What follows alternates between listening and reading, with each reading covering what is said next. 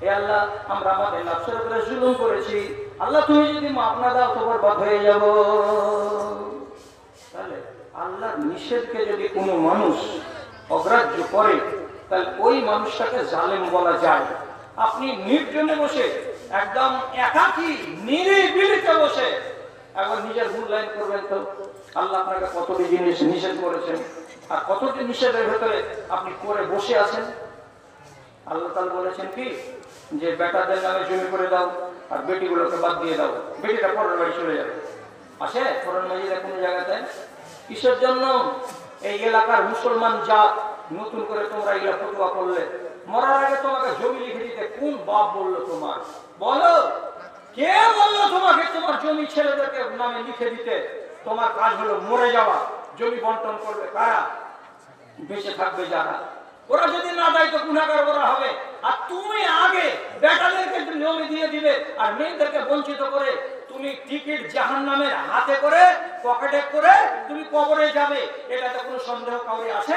যদি বলে হ্যাঁ সন্দেহ আছে, মৌলানা আব্দুল ওয়াসিরকে সকালবেলা ফজরের নামাজের পরে বলবেন কি খবর জিউল সাহেব, তুই তাহলে গায়ে বলবি ডাইন বাই করে একটু কষ্ট করাতে পারবে? আল্লাহ কসম খেয়ে বলছি, এটা আল্লাহ নিষেধকে যারা অগ্রাহ্য করে এ হলো জালেম। আর শিখবেন হযরত ইউনূস আলাইহিস সালাতু ওয়াস সালামকে ইরাকের মাটিতে একটা শহর আছে, শহরটার নাম হলো নাইনাওয়া। শহরটার নাম নাইনাওয়া। এই নাইনাওয়া টাউনের কাছে 1,20,000 মানুষের হিদায়াতের জন্য আল্লাহ রাব্বুল আলামিন পাঠিয়েছিলেন নবী ইউনূস আলাইহিস সালাতু ওয়াস সালামকে। এমন বাঁকা কওম ছিল তারা যে রাত আর দিন বুঝানোর পরেও কেউ মানতে রাজি হয় না, মানতে রাজি হয় না, মানতে রাজি হয় না।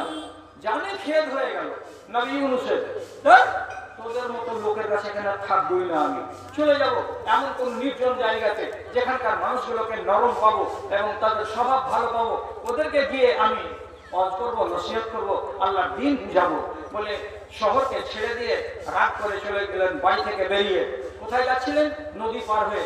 নদীর নাম দাজলা। দাজলা নদীতে চড়েছেন, বিশাল চওড়া একটা নদী ইরাকের মাটিতে। সে নদীতে চড়ে 10 মিনিট যাওয়া হয়নি, নৌকা ডুবতে লাগলো। সিস্টেম ছিল সেই যুগের কোন একটা, লম্বা করার আমার কাছে টাইম নাই। যখন নৌকা ডুবতে লাগলো, নাবিক বলল কে আসে এমন লোক যে অপরাধ করে এসেছো আমার নৌকায়, আল্লাহর রহস্যে নৌকা থেকে নেমে যাও, নাহলে আমার বাকি 40 জন লোক তোমার কারণে মারা যাবে। নবী ইউনূস বললেন হতে পারে আমি নাফরমান, আমি হয়তো হতে পারে গুনাহগার। কি গুনাহগার? কি করেছি? তো মালিককে না বলে তোমার নৌকাতে চড়েছি। কাকে না বলে? মালিককে না বলে বাড়ি ছেড়ে দেশান্তর হয়ে যাচ্ছি, এটাই হলো অপরাধ। মালিককে বললাম না কেন? ওকে নামিয়ে দেওয়া হলো নদীতে, পড়ে গেল সমুদ্রে। হুত বড় একটা মাছ এসে গিলে নিল। মাছের পেটে থাকলো কয়দিন? মাত্র 3 দিন। 3 24 72 ঘন্টা। 72 ঘন্টা চুপচাপ ছিলেন না, একদম সহিহ হাদিসের কথা বলছি। যখনই সমুদ্রের তলাতে চলে গেল মাছ, তাকে পেটে করে নিয়ে, তো সমুদ্রের তলাতে কতগুলো ঝিনুক, কতগুলো শামুক, কতগুলো জীবজন্তু কুটকুট কুটকুট করে আওয়াজ করছিল। ওই আওয়াজগুলো নবী ইউনূসের কানে গেল। নবী ইউনূস ওইগুলো শুনে তখন মনে প্রশ্ন জাগালেন, এদের আওয়াজগুলো কিসের? যদি কেউ না শুনে তো আওয়াজ করে কেন? এরা নিশ্চয়ই কাউকে কিছু বলছে, কাউকে কিছু ডাকছে। তাহলে এদের আওয়াজ যদি শোনার কেউ থাকে তো আমার আওয়াজ শোনার কেউ হবে না কেন? তিনি বুঝতে পারলেন এটা আমার ভুল হয়েছে।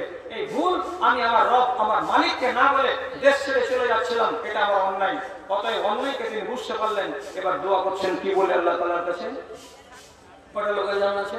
আমল করে দেখাবেন, লা ইলাহা ইল্লা আনতা সুবহানাকা।